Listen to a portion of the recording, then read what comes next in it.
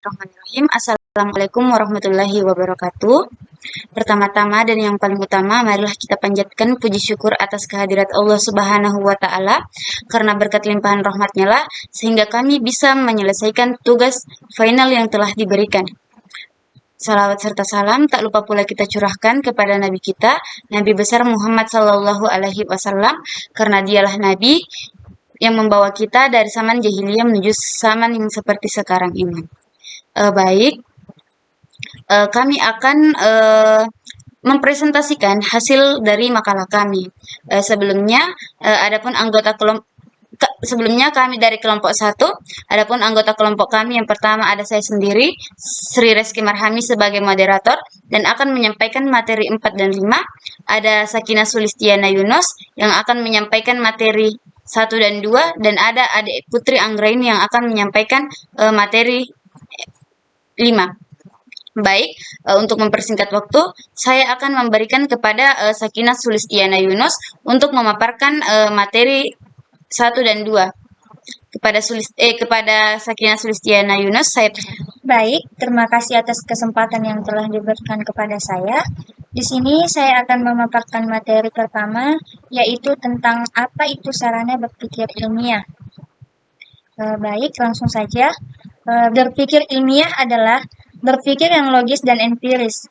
Logis dalam artian masuk akal, dan empiris dibahas secara mendalam berdasarkan fakta yang dapat dipertanggungjawabkan. Ada dua hal yang harus diperhatikan masalah sarana ilmiah. Yang pertama, sarana ilmiah itu merupakan ilmu dalam pengertian bahwa ia merupakan kumpulan pengetahuan yang didapatkan berdasarkan metode ilmiah, seperti menggunakan pola berpikir induktif dan deduktif dalam mendapatkan pengetahuan. Dan yang kedua, yaitu tujuan mempelajari sarana ilmiah adalah agar dapat melakukan penelaahan ilmiah secara baik. Bahasa sebagai alat komunikasi verbal yang digunakan dalam proses berpikir ilmiah, di mana bahasa merupakan alat berpikir dan alat komunikasi untuk menyampaikan jalan pikiran tersebut kepada orang lain, baik pikiran yang berlandaskan logika induktif maupun deduktif. Dengan kata lain, kegiatan berpikir ilmiah ini sangat berkaitan erat dengan bahasa. Menggunakan bahasa yang baik dalam berpikir belum tentu mendapatkan kesimpulan yang benar, apalagi dengan bahasa yang tidak baik dan benar. Premis yang salah akan menghasilkan kesimpulan yang salah juga. Semua itu tidak terlepas dari fungsi bahasa itu sendiri sebagai sarana berpikir. Bahasa mempunyai peranan penting dan suatu hal yang lazim dalam hidup dan kehidupan manusia. Kelasiman tersebut membuat manusia jarang memperhatikan bahasa dan menganggapnya sebagai suatu hal yang biasa, seperti bernafas dan berjalan. Adapun bahasa mempunyai pengaruh yang luar biasa dan termasuk yang membedakan manusia dari ciptaan lainnya. Dan poin yang kedua yaitu peran sarana berpikir ilmiah. Yang pertama, peran bahasa sebagai sarana berpikir ilmiah yaitu bahasa memegang peran penting dan suatu hal yang lazim dalam kehidupan manusia. Kelasiman tersebut membuat manusia jarang memperhatikan bahasa dan menganggapnya sebagai suatu hal yang biasa seperti bernafas dan berjalan. Adapun ciri-ciri bahasa ilmiah yaitu informatif, reproduktif, intersubjektif, dan antiseptik. Yang kedua yaitu matematika sebagai sarana berpikir ilmiah.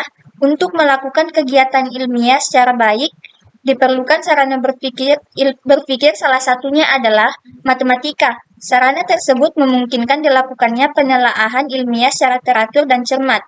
Dan yang ketiga, yaitu peran statistika dalam berpikir ilmiah, yaitu statistika mempunyai peranan penting dalam berpikir induktif.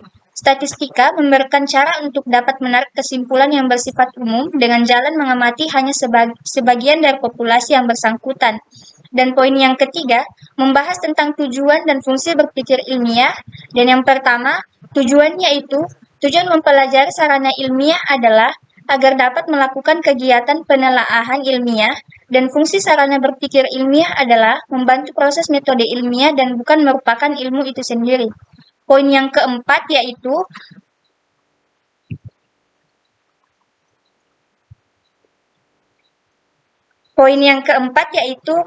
hubungan antara sarana berpikir ilmiah, bahasa, matematika, dan statistika. Adapun hubungan statistika antara sarana berpikir ilmiah bahasa, matematika, dan statistika, yaitu agar dapat melakukan kegiatan berpikir ilmiah dengan baik, diperlukan sarana bahasa, matematika, dan statistika.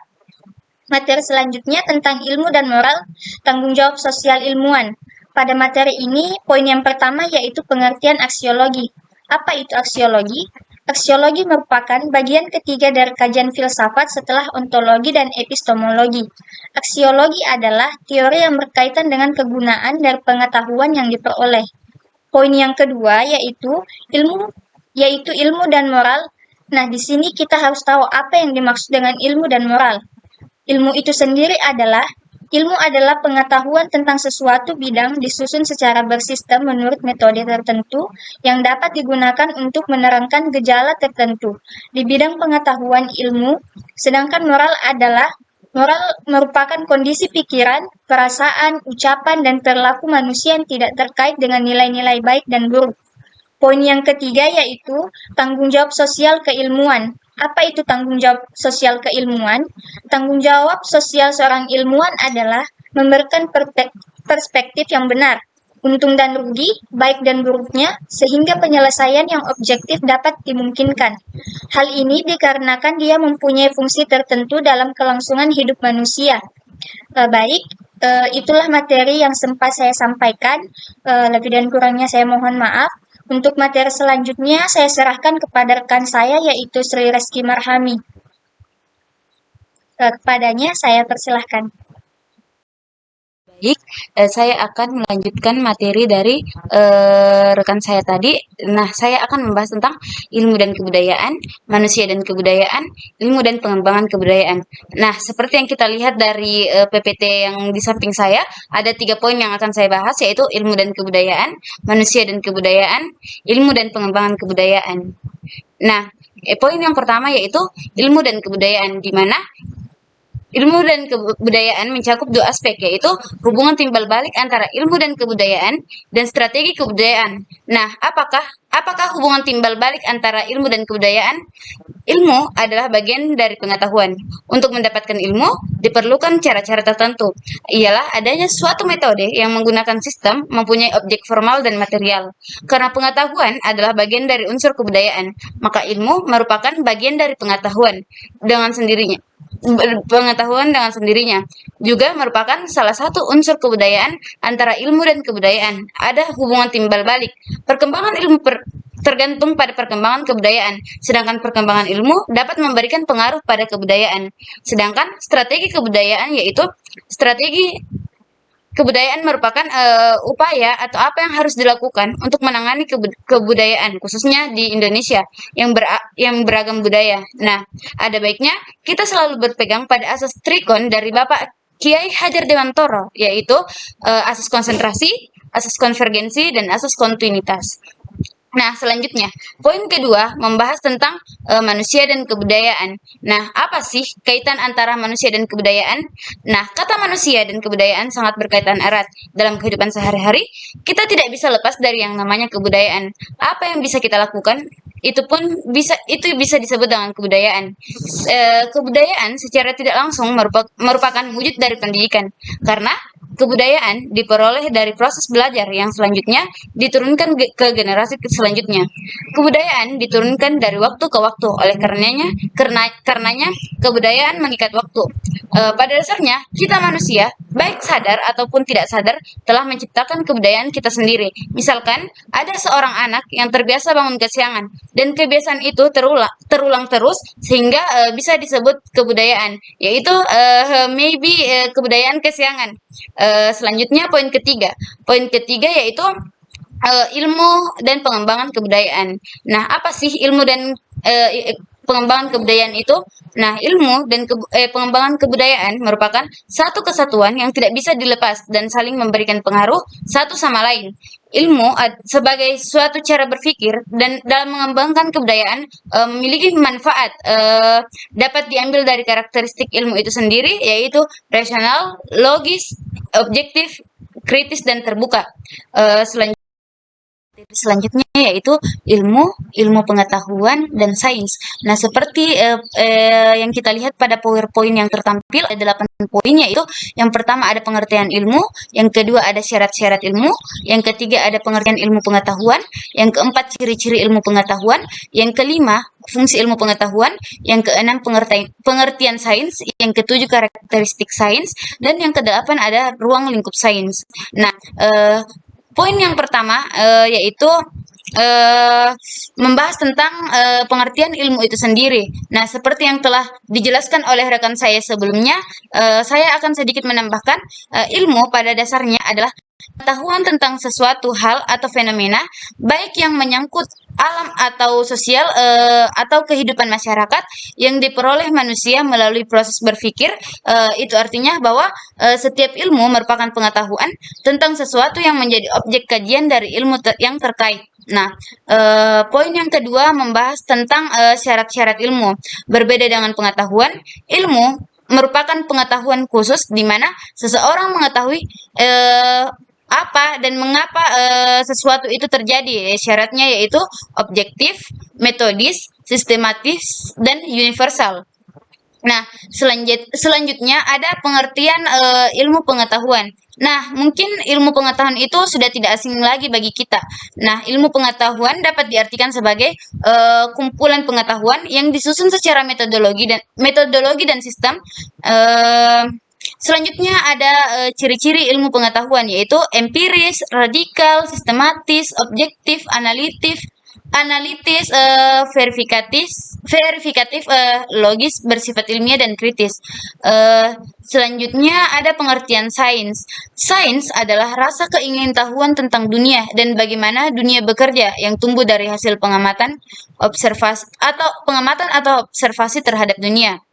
Nah, poin terakhir yaitu ruang lingkup sains. Sains memiliki ruang lingkup yang terbatas, yaitu hanya kepada hal yang dapat dipahami oleh indera kita, seperti penglihatan, pendengaran, rabaan, sentuhan, dan juga ucapan. Dan bisa dikatakan bahwa sains merupakan pengetahuan yang didapat dari proses pembelajaran dan juga pembuktian. Nah, mungkin itu saja yang dapat saya sampaikan. Selanjutnya saya persilahkan kepada teman saya untuk memaparkan materi terakhir, yaitu Ade Putri Anggraini. Kepada Ade Putri Anggraini saya persilahkan. Baik, saya akan melanjutkan materi selanjutnya, yaitu penelitian dan penulisan ilmiah. Yang pertama, pengertian penelitian ilmiah. Yang kedua, tujuan penelitian. Yang ketiga, ciri-ciri penelitian ilmiah. Yang keempat, struktur metode ilmiah.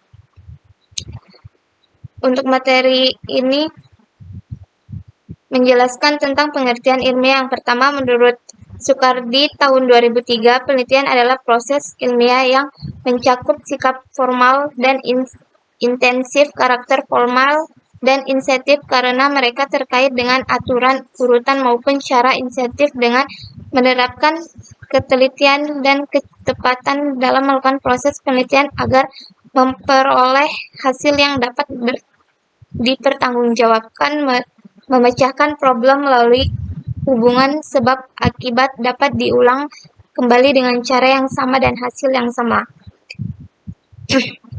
Kemudian poin kedua yaitu tentang tujuan penelitian. Ada beberapa tujuan penelitian. Yang pertama yaitu tidak semua kegiatan penelitian itu memerlukan biaya, tenaga, dan waktu. Dalam kegiatan penelitian memang mengandung kegiatan yang sulit dan melelahkan, tetapi penelitian mempunyai tujuan yang hendak dicapai oleh peneliti. Beberapa tujuan penelitian diantaranya adalah memperoleh informasi baru. Penelitian biasanya akan berhubung dengan informasi atau data yang masih baru jika dilihat dari aspek si peneliti. Mengembangkan dan menjelaskan. Dengan melakukan pengembangan dan usaha menjelaskan melalui teori yang didukung oleh fakta-fakta penunjang yang ada. Penelitian akan dapat sampai pada pemberian pernyataan sementara yang sering disebut hipotesis. Menerangkan, memprediksi, dan mengontrol suatu ubahan. Tujuan penelitian ini penting dalam aspek akademika karena dengan memiliki kemampuan yang mencakup, menerangkan, memprediksi, dan mengontrol sesuatu, dapat dikatakan bahwa seorang tersebut adalah ahli yang memiliki kelebihan apabila dibandingkan dengan orang awam.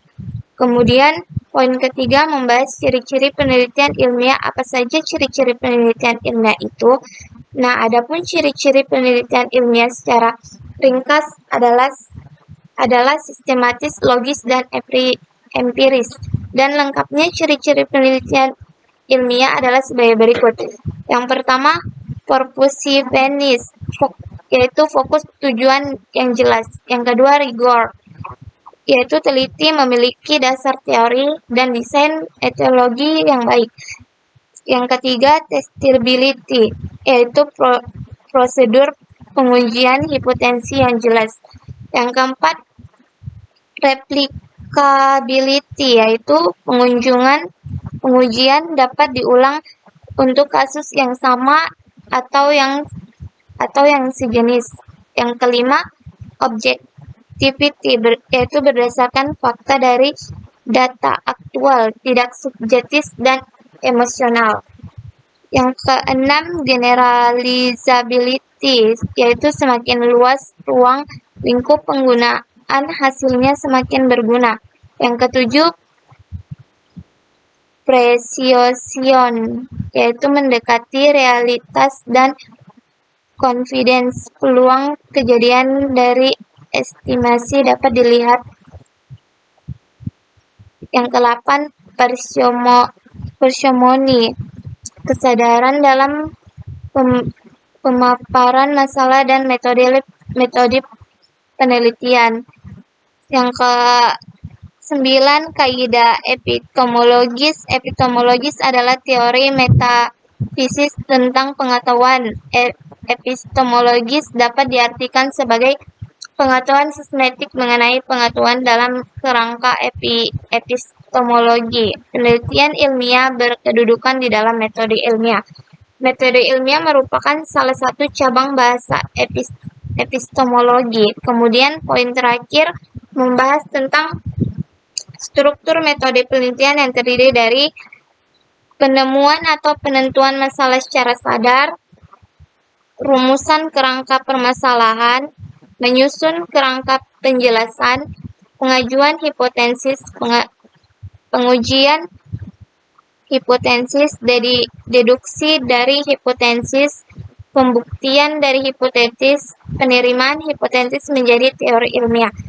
Sekian materi dari penelitian ilmiah. Sekian dan terima kasih. Baik, mungkin itu saja dari kelompok kami. Lebih dan kurangnya mohon dimaafkan. Saya akhiri dengan ucapan wassalamualaikum warahmatullahi wabarakatuh.